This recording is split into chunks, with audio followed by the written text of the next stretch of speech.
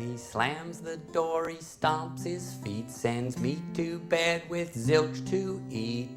But my stepdad's not mean, he's just adjusting. Hello everybody, how is everybody doing today? I hope you're all doing well. My name's Kate. I like to talk about the good, the bad, and the very bad of cinema.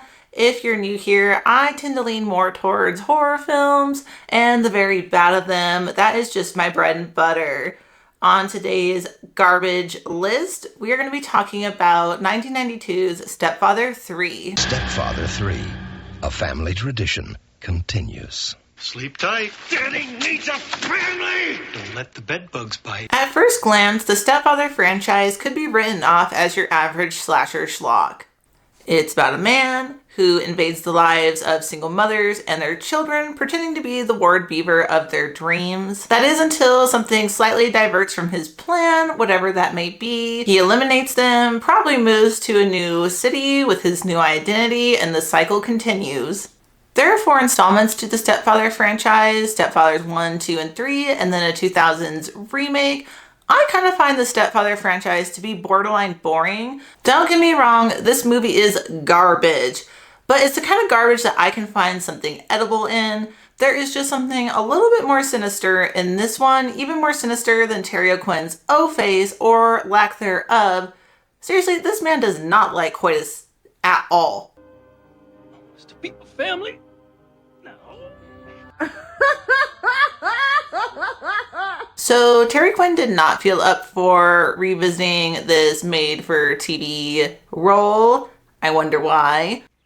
Ow! Instead, we follow a guy I've never heard of before down a sketchy alley to a sketchy doctor. Writers will say otherwise, but you can't convince me that this movie didn't inspire the 1997 masterpiece Face Off. Because that's what this chain-smoking doctor does for him. He changes his whole face and his voice in the most unsanitary way possible. It would not surprise me if these were the same exact bandages from the start to the finish of the healing process. Once he's healed up, the doctor is whacked, and then we follow his new identity as Keith to the quiet town of Deerview.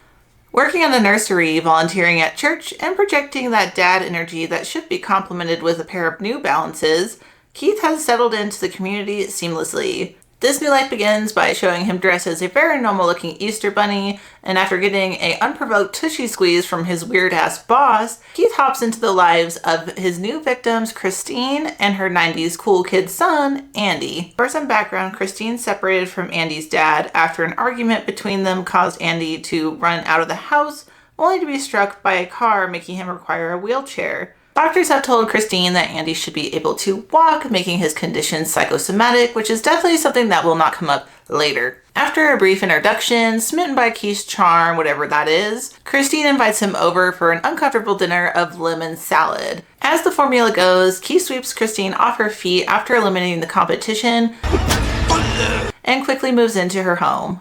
Andy is a little bit bothered by this fast-paced romance, but he also wants to see his mom happy. Besides, he's deep into hacking, among other 90s computer smart kid stuff, to really be involved at the moment.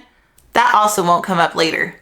When I say fast-paced, I mean it. This relationship has gone on maybe 2 to 3 weeks, it seems, when Keith and Christine's beaded veil are married.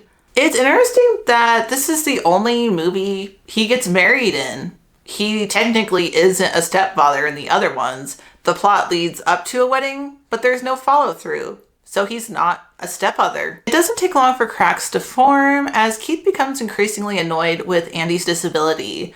This is why I think this one is a little bit more sinister than the others. Sure, the kids in the other films have their flaws that the stepfather deems unacceptable, but the way this man domineers Andy is particularly cruel. He picks him up without his consent to make him go to bed, forces him to toss the old pigskin around because America, while demanding he walk, even though he says he can't, and constantly wants him to be like the quote-unquote normal kids. Andy begins to catch on to red flags beyond Keith's phony all-American attitudes, such as the scars behind his ears, he can't keep information straight, and slowly traces him to a murderer being broadcast on Most Wanted. Since Keith had his face off, it makes it hard to confirm it's him. Andy concocts a plan with his friend, Father Brennan, to get Keith's DNA off of his dinner fork. As clever as they thought they were, Keith is unfortunately one step ahead. Once Father Brennan heads home with the goods, he has been put at the top of the kill list in a scene so relatable because trucks will do this to me even if I'm going 80 miles per hour in a school zone, with Keith running him off the road to his demise. The way Keith tells Andy Father Brennan has passed is just as cold as you think it would be. While Andy breaks down in tears, he smugly unplugs Andy's computer, takes his keyboard, leaving him feeling heartbroken and defeated. The pride he displays over hurting Andy, a literal child, is so unsettling because it is something that unfortunately happens in reality. People will get pleasure kicking someone when they're down, but the extra psychos will do this to children who are especially vulnerable. He is trapped in his home, a place that should bring love and comfort, with a strange man getting off on being an authoritative figure. At Father Brennan's funeral, Andy expresses that he was like a father to him. Clearly this upsets Keith, but not too much because guess what? He started an affair and wants to switch families because this one simply isn't cutting it. Traditional values, am I right? Jennifer is the new MILF on the block. She also has a son and has been talking about marriage with Keith even though she's just known him for 2 weeks. I'd make a terrific wife. I love you, Keith. She shows up at the end of the funeral. I don't even know why you would bother going at this point.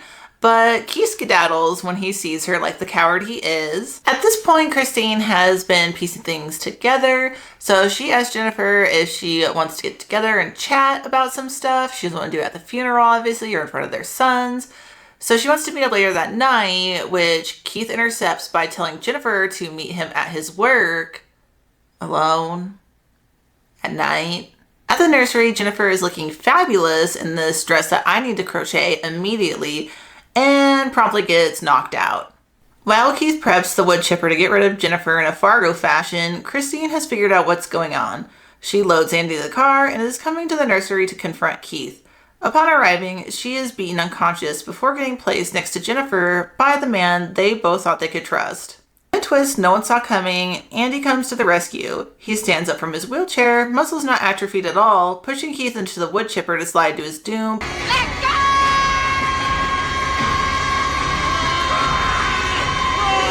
Keith's blood splurts with a comfort knowing that this franchise has come to an end. Maybe. With all that, the takeaway I get from the Stepfather series is that society has pushed for the nuclear family like it is the best option. I don't even think Keith knows or wants what a family actually is.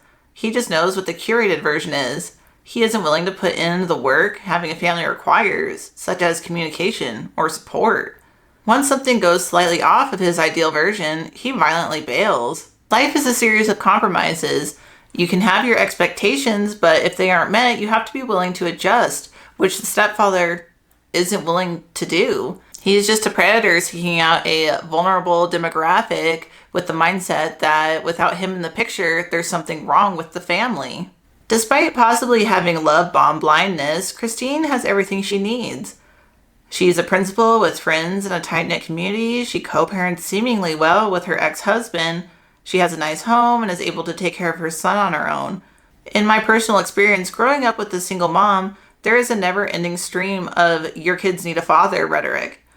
It's almost condemning someone for doing arguably one of the hardest jobs by themselves. Along with societal pressure, there can also be the feeling of loneliness while being single, which is understandable and why some people choose to stay in loveless relationships. Though in my opinion, it's better to be lonely while single than lonely in a relationship. Look, there is nothing wrong with wanting a partner. I'm just saying there isn't a rush to fill a void that doesn't necessarily need to be filled with a romantic partner. Friends, teachers, coworkers, even pets can have positive impacts on the flow of life. Like I said earlier, Andy was incredibly close to Father Brennan. He was his father figure and a positive mentor. He accepted Andy as he is, took interest in his hobbies, and cared for his well-being. Father Brennan was doing more for him than Keith would ever do, even living under the same roof with the title of stepfather. If Vin Diesel has taught us anything, it's that family is what you make it. It's not a one-size-fits-all, and different things work for different people. To quote Tom Waits, if there's love in a house, it's a palace for sure. And that's the core to a family. Love. Thank you so much for watching, and I'll see you on the next one. Bye! Happy Father's Day, slugger. A stepdad is a lot like a new puppy. They need patience and love while they adjust to their new surroundings. But remember, if he is ever abusive to you or mommy, what are the magic numbers? 9!